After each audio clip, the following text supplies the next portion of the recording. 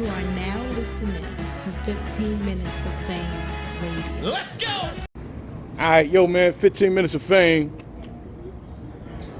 I ain't gonna Rosenberg. I'm not even gonna tell y'all how Uncle ain't wanna give me no fucking interview. Like, he talking about how he dropping too much on the channel. He ain't want to come fuck with me. He ain't want to come talk to me. Like the Rosenberg fans don't want to hear from me or something. We don't want to oversaturate. And then my haters, you know, they want to get on there and talk their shit. What's up, Uncle? How you?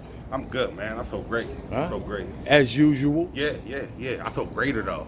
Why greater? You know, I try to tell y'all, it's a great feeling being the only person in the room that knows something. You know what I'm saying? Everybody, I think, got an idea on how the battle gonna go, and you know, it's great when you know it ain't gonna go like that. You know what I mean? It's a good feeling. And when you say it's not gonna go, what way do people think it's gonna go? Supposedly I'm an underdog. You know what I mean? You're always underdog, right? But people act like I'm outmatched this battle, and it's funny, you know, how misguided they are. They got it wrong this time. I'm gonna show them tomorrow.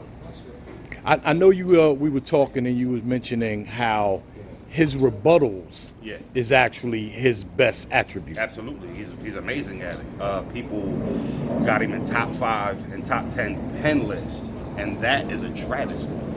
You know what I mean? Like, his pen is okay, but he's special at rebuttaling. I mean, that's a superstar ability he does have. But people are mistaking likability for respect. You understand what I'm saying? A year and a half, 2 years worth of grinding, you're not going to have as much experience or awareness of a certain type of fight that you're going into when you just don't have that much experience. People see that he has such a good resume so fast, they think he has experience, but he's still a rookie. He's inexperienced. I'm going to show him tomorrow.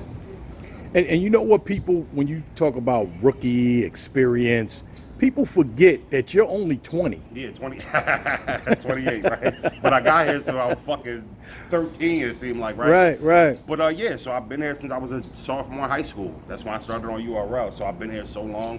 1,000 people crowds, 250, 5, 10. You know, 2,000. I've been in every situation. There's not a situation I haven't seen. Right. And I've probably been an underdog in more than half of those matches. So I'm very comfortable in that situation.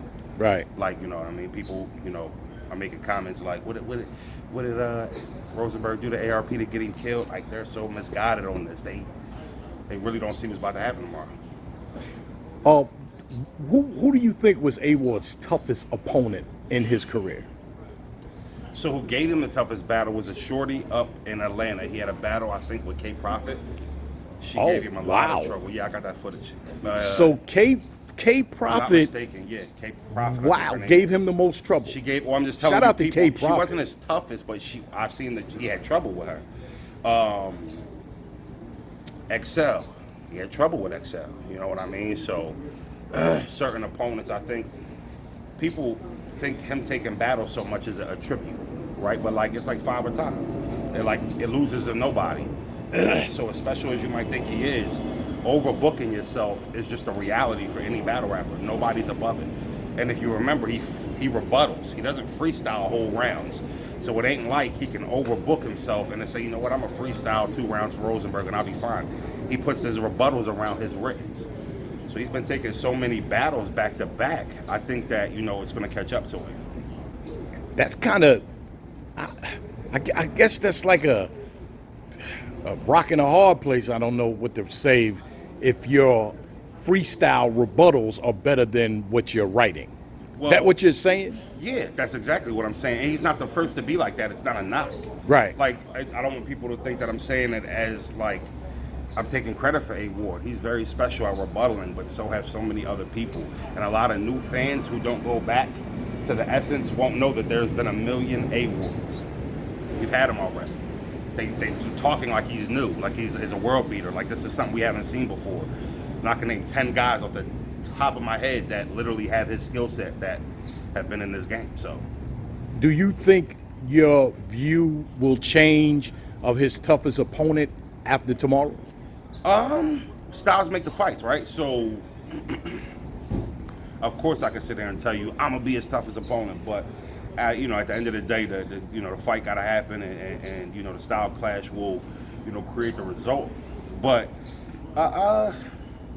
I'm more of a shower. You know what I mean? Like I can sit there and tell you I'm his toughest opponent. I mean, I plan on fucking A Ward up. I don't plan on having a good battle with him. So, you know, we'll see. We'll see. I think that he's in a position in his career where he needs to, you know, learn a lesson about, you know, respecting the game and your opponents. He's been saying, you know, comments that has been bulletin board material for me. You know, he battled his max out 1 performance. I'm just here, and he's clueless. He said, what about your max out 1 He performance? said he's battling his max out 1 performance. Rosenberg is just here. You know, I'm just standing in front of him. And it's like, wow, I didn't know you were that stupid. Yeah, so. Well, the face-off is tonight. Yeah. Soon. And we're going to see at least, you know, how that turns out. Right. And I'm going to talk to you after the face-off, too. Oh, what was your name again? 15 minutes of fame. You are now listening to 15 Minutes of Fame Radio. Let's go.